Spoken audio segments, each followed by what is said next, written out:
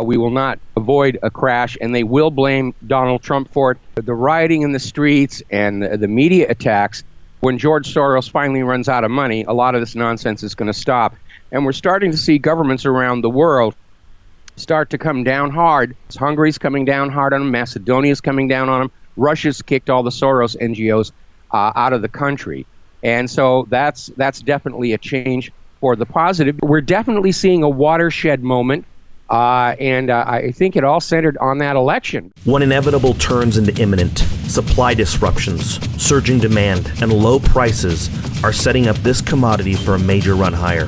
According to legendary investor Rick Rule, we have two options. Either the world sees chaos or the price of this metal rises. Learn more at crushthestreet.com/u. Hello, everyone, and welcome into crushthestreet.com.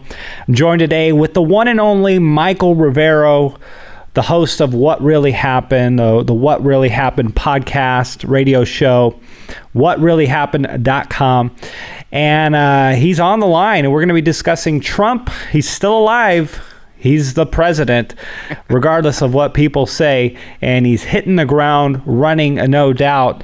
Michael, thanks for coming on the show with me today. Thank you for having me again. Well, Trump is hitting the ground running. Monday was his first work day, and he's meeting with automakers, Ford, Chrysler, all these different deals. He's promising to lower regulations, approving permits, freezing government spending. What is wrong with this picture that warrants such hate from the media? Well, the media definitely has a liberal bias, and I think we need to see that kind of pull on back. But the opposition to Donald Trump is coming primarily from the globalists, the people who've been trying to engineer a one world government. And obviously between BREXIT and Donald Trump's Make America First, their plans are in serious, serious trouble. And when you look behind all of this hysteria against Donald Trump, you find George Soros is funding most of it. He funded at least 56 of the groups behind the Women's March. He's apparently supporting these lawyers who are trying to find ways to impeach Donald Trump, because Soros Open Society Foundation has all been about a one world government, and he has worked very hard to flood Europe with refugees, to sort of start erasing the idea of a national or cultural identity. And he's so close to his dream, and he's very, very angry that all of a sudden ordinary people are daring to stand up to him. And that's why you're hearing all this criticism about populism and how can we run this planet, with populism. Well, populism is the foundation of democracy. And that is the people deciding for themselves what is best for their country. So Soros has a lot of influence with the corporate media, with the six corporations that own the corporate media, and they're out there just looks like they're setting the stage for an American Maidan or color revolution, because a lot of observers are looking at the media attacks, the attempt to create discord in the street, and it follows the same pattern that we saw, for example, in Kiev or in any of these other nations, that the U.S. has covertly kicked out a democratically elected government and replaced them with a dictatorship. And it looks like somebody thinks they can pull it off here in the United States, although I think they're going to run into a little bit of trouble. First of all, they don't always succeed. In fact, their batting average is about 500 on these covert overthrows. The last one they tried in Iran in 2009 fell flat on its face. And for one of these Maidan or color revolutions to have a chance of success, they need to capture the public imagination and popular support. But these individuals they have out there in the streets right now are behaving so badly. Their public image is not one that people are going to be sympathetic to or supportive of. And so I really do think this attempt for at a color revolution in the United States is ultimately doomed to fail.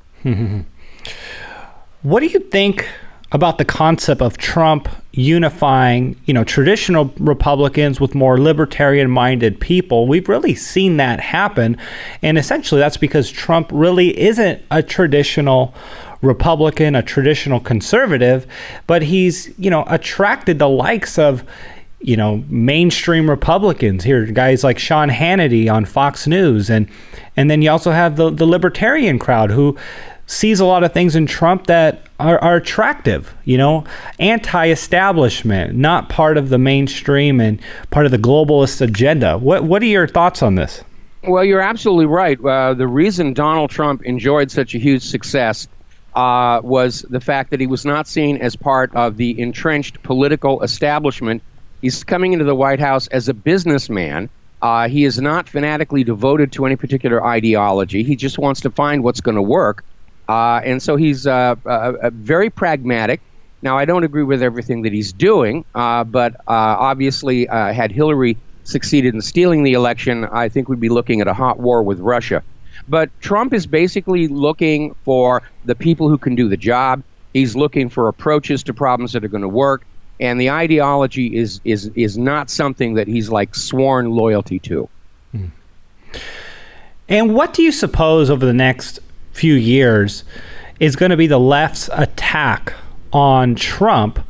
Is it going to be nonstop events such as the Women's March? And I suppose a blessing for the opposition would be the economy actually crumbling during the Trump administration, that they can completely blame on him and, yes, take the high ground.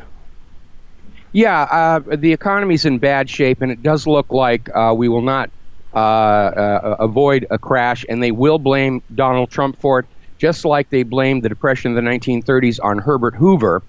But Hoover did not create the Depression of the 1930s. It was created for him.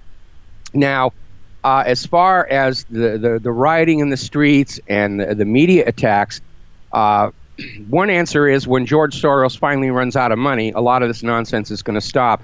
And we're starting to see governments around the world start to come down hard on his various non-governmental organizations as it becomes more and more obvious that these non-governmental organizations are not, in fact, charitable outfits, but are working to subvert these various governments. Hungary's coming down hard on them. Macedonia's coming down on them. Russia's kicked all the Soros NGOs out of the country.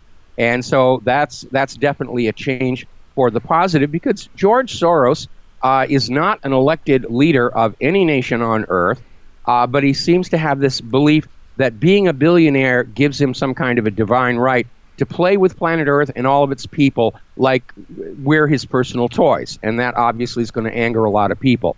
As far as the corporate media is concerned, there is literally an outright war between the corporate media and the White House, and the corporate media and the independent media. And the corporate media sees itself as literally fighting for its continued survival.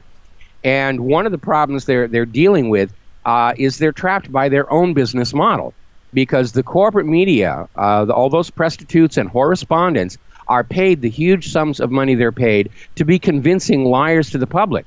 And so they can't start telling the truth, or those big fat checks from their financial backers are going to disappear.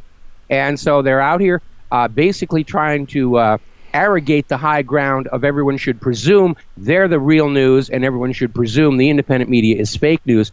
And it's almost reached a desperation and panic level where they're talking about mandating public schools to brainwash children into always trusting CNN and MSNBC and so forth, and to basically see anything they see on the internet, just assume it's a joke and a hoax. And to bolster that, of course, there's a lot of junk, nonsense, garbage being planted on the internet to give the corporate media an easy handle to try and discredit the whole independent media. It's a propaganda technique called poisoning the well, where once again they're planning all these nonsense stories about how the Apollo moon landings were faked, and chemtrails and HAARP and Loch Ness Monster and Bigfoot's love child and no plane at the Pentagon. And they put that out there, and inevitably when the corporate media goes on the attack against the independent media, that will be the things that they grab onto. Oh, and the newest one is, the earth is flat and just sheer utter nonsense. But it's a useful handle for the corporate media to go on out and say, why would you listen to anything the independent media says? There's a post over on this website about how the Apollo moon landings were faked, and how they're confusing ordinary jet contrails for chemtrails, and they think, Elvis is still alive and all the rest of that. But once the public comes to understand how these propaganda tricks are being done, they stop working. It's like when you're a magician and you slip up and the audience sees how you're doing the trick. They don't go back to believing the magic anymore. You've basically lost the audience at that point. So I think, given the hostile treatment that the corporate media gave Donald Trump during the campaign and continuing to this moment, Trump would definitely be within his authority as president to bring antitrust actions against these 6 corporations that own all the media, because they do form a trust or a cartel, if you will. But the corporate media is losing readership. They're losing audience. We just heard the New York Times is vacating 8 floors of its own building in order to convert them to rental office space just to stay afloat. So I really think 2017 is going to be the year of the rise of the independent media, and corporate media just continues to make itself more and more irrelevant, and sometimes for really silly reasons. And I'll give you a good example. Reuters put out a photo claiming to be of the National Mall during Trump's swearing in and inauguration speech, showing it to be mostly empty. Well, as it turns out, the photo was actually taken a few hours before, before the crowd showed up. And subsequently, Reuters said, we stand by the picture. We had the only photographer up there, which that was a lie. CNN was up there. And CNN has put out this gigapixel image showing the real size of the crowd. And it was such a minor, trivial thing, just trying to say nobody showed up for Donald Trump. Nobody supports him. He couldn't even get people to his inauguration. And yet the images taken at the moment of his speech show that mall was absolutely jam-packed, crowded. But it's like the corporate media has gotten by with lies and deception so long, they just automatically fall into that pattern. And it doesn't even occur to them to maybe go back to following the basic principles of honest journalism. And ultimately, the public is now aware. They're very skeptical. I saw one poll that showed only 6% of the American public still trust the corporate media. I presume that's the 6% of Americans who don't know how to use a computer. And those are terrible, terrible numbers. Even the most generous poll I've seen places public trust in the corporate media at only 14%. So we're definitely seeing a watershed moment. And I think it all centered on that election, because right up to that last day of the election, the corporate media was absolutely convinced that they had succeeded in brainwashing the American people into voting for Hillary Clinton. They've been out there with all these polls. She's going to have a landslide, runaway victory, and they were hugely embarrassed by that. Now they're trying to find scapegoats, and they're settling on the independent media and saying, well, it was all our fault, that their predictions were wrong and their reporting looks poor. But all we're doing out here in the independent media is we're actually reporting the facts. And right now, as we gain more and more of an audience, we actually have to be very careful. They're waiting for us to slip up. They're trying to embarrass us. They're trying to open us up to any kind of litigation that could shut us down. We actually, in the independent media, now have to be more professional than the professionals over at the corporate media. We have to follow the principles of journalism and be very, very careful and understand that as we become more of an influence on our society's events, that there's a responsibility that comes with that.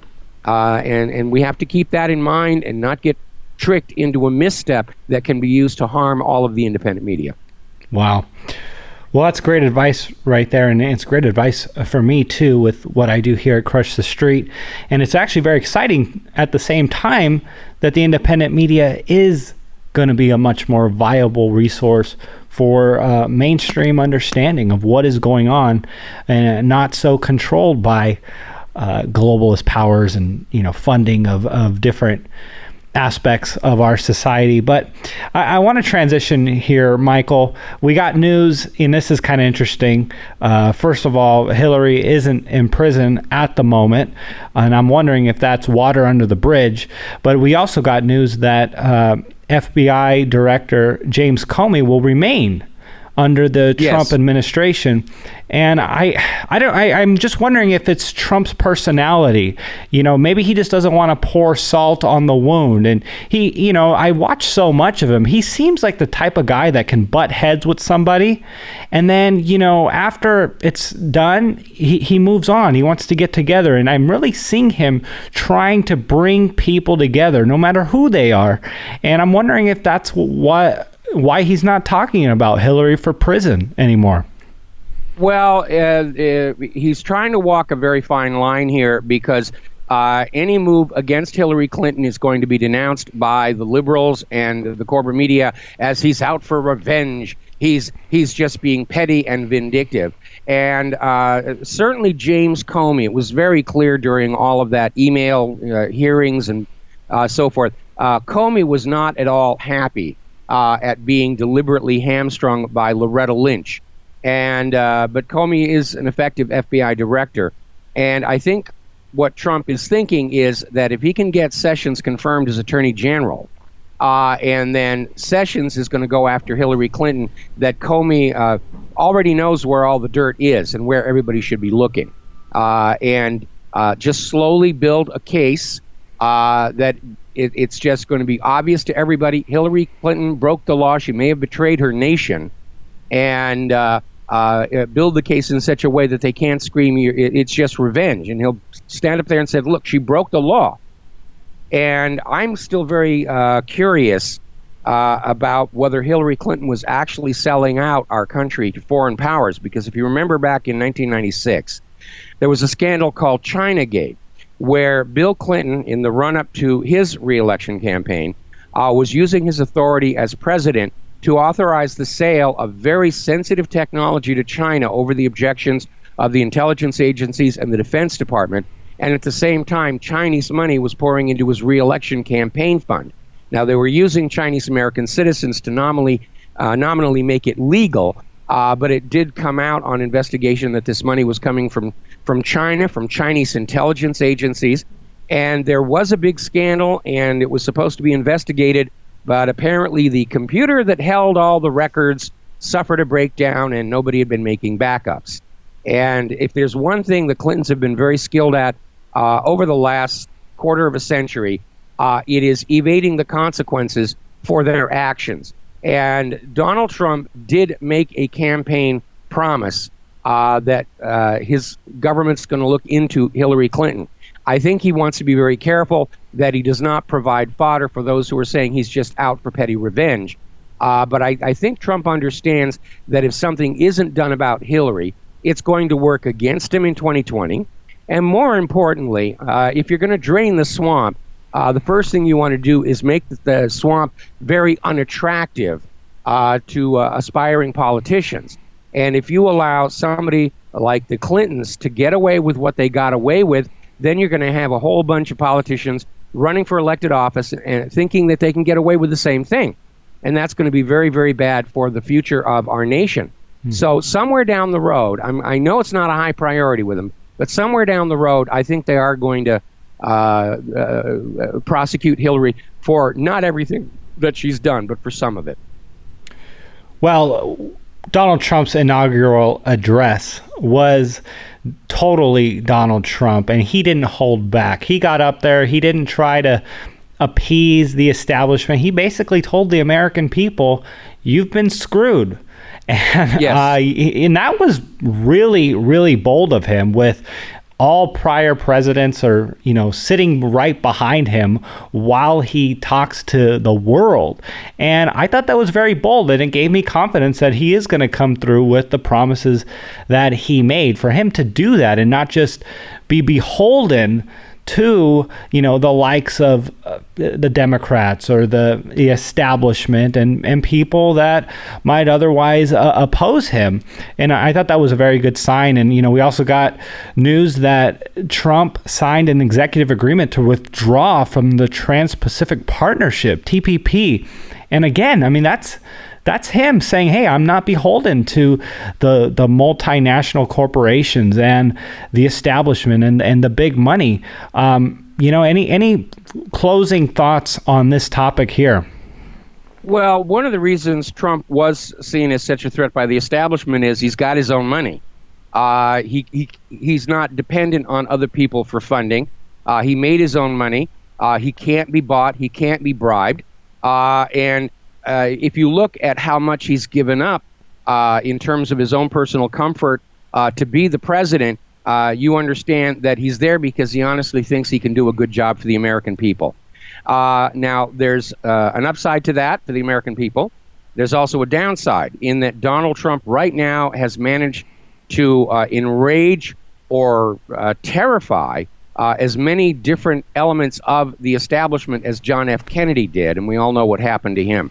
So I'm glad that Donald Trump is keeping his own private security in addition to the Secret Service detail. And I did notice how heavy security was during the inaugural parade. And I would not at all be surprised if all else fails, if they can't impeach him, if they can't riot him out of the White House, I'm expecting that there will be a serious attempt on his life before his first term is up. Wow. Well, Michael Rivero of What Really Happened. Michael, if people want to learn more about what you do and what you offer, please share a little more information on that. Well, my website is whatreallyhappened.com. I've been running it for going on 23 years now. I do a daily Monday through Friday talk radio show at Republic Broadcasting Network from 3 p.m. to 6 p.m. Central U.S. time, and I've been doing that for 10 years now. How time flies when you're fighting the narcocracy. If you go to my webpage, there's a link to past shows, podcasts, and Ron Gibson maintains a YouTube page of the collected videos from our BAM user video feed from the show, although after you watch me for about 2 minutes, you've seen all that there is to see. So that's where you can find information about who I am and what I do. Well, Michael, you're the man, and I really do appreciate you coming on the show. It really is a pleasure, and you really shared some great nuggets of wisdom with us and really understanding what is going on and really understanding, diving into the truth. So that was really exciting. Again, thank you so much. Have a great day, sir. All right, same to you, and thank you for having me on your show again.